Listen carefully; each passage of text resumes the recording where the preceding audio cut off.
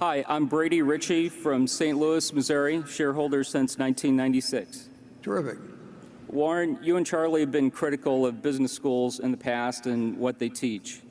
With respect to value investing and super investors of Graham and Doddsville, you featured the returns of many great investors with different backgrounds, work, and education, with the lesson being following the philosophy is the key. To be successful today, does it still just fall back to Chapter 8 of The Intelligent Investor? And what do you think of programs and designations such as CFA, CFP, etc., which purport high standards, yet rooted heavily into academia? And I'd like to challenge you to a round of bridge tomorrow. What was the last part? What do we think about? Yeah, business schools and all that. Business schools and all that. Yeah. I didn't catch the last one. They're better. Oh, he's challenging me to a round of bridge. Okay. I went to 3 business schools, and at each, I found a teacher or two. I went to one specifically to get a given teacher, but each one of them I found a teacher or two that I really got a lot out of. So we're not anti-business school here at all. We do think that the priesthood, say 30 years ago, for example, in terms of, or 40 years ago, in terms of efficient market theory and everything, they strayed pretty far, in our view, from the reality of investing. And I would rather have a person, if I could hire somebody among the top 5 graduates of number 1, 2, or 3 of the business schools, and my choice was somebody that had was bright, but had Chapter 8 of The Intelligent Investor absolutely. It just was natural to them. They had it in their bones, basically.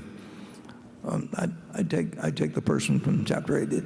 This is not, what we do is not a complicated business. It's got to be a disciplined business, but it does not require a super high IQ or anything of the sort. There are a few fundamentals that are incredibly important, and you do have to understand accounting. And it helps to get out and talk to consumers and start thinking like a consumer in many ways in certain industries and all of that. But it just doesn't require advanced learning. And I certainly, I didn't want to go to college, so I don't know whether I would have done better or worse if I'd just quit after high school, and read the books I read and all of that. I think that if you run into a few great teachers and they really change the way you see the world to some degree, you're lucky, and you can find them in academia, and you can find them in ordinary life. And I've been extraordinarily lucky in having great teachers, including Charlie. I mean, Charlie's been a wonderful teacher.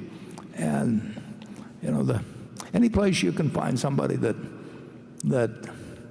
gives you insights into things you didn't understand before, maybe makes you a better person than you would have been before, that's very lucky, and you want to make the most of it.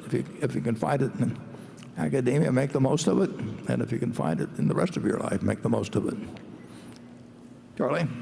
Well, when you found Ben Graham, he was unconventional, and he was very smart.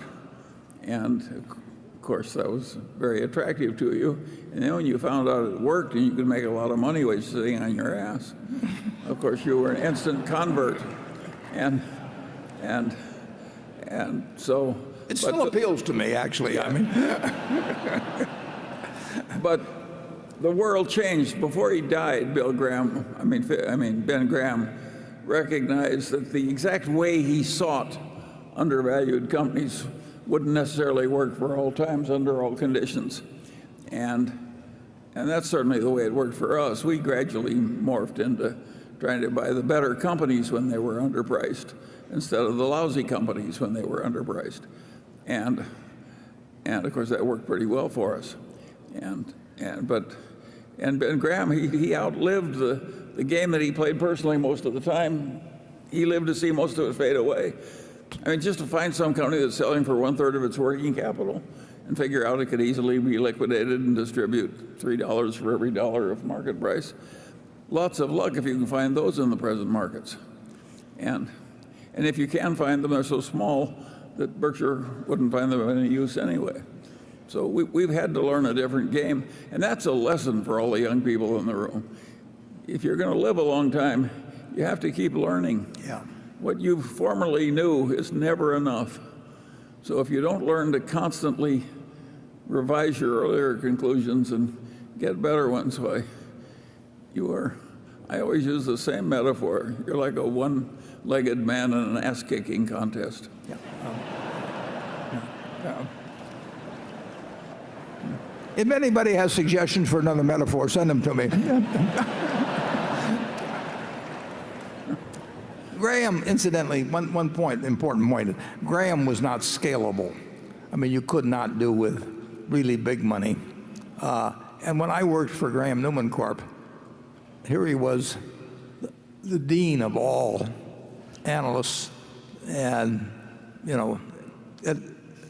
he was an intellect above all others around that time. But the investment fund was $6 million, and the partnership that worked in tandem with the investment company also had about $6 million in it. So we had $12 million we were working with. Now you can make adjustments for inflation, but and everything. But it was just a tiny amount. It wasn't really scalable.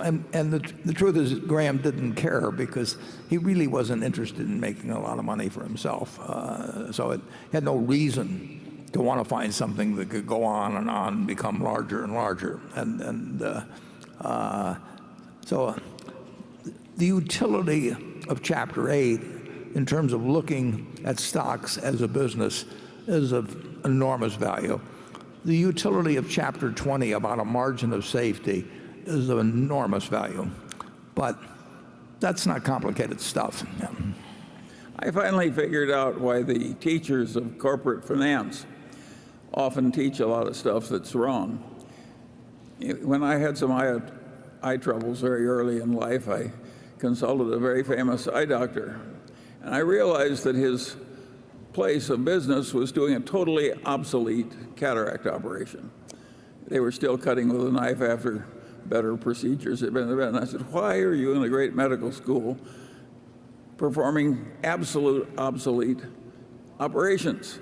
He said, Charlie, it's such a wonderful operation to teach. Well, that's what happens in corporate finance. They get these formulas, and it's a fine teaching experience. You give them a formula, you present the problem, they use the formula. You get a real feeling of worthwhile activity. There's only one trouble, it's all balderdash. Yeah, whenever you hear a theory described as elegant, watch out. Right.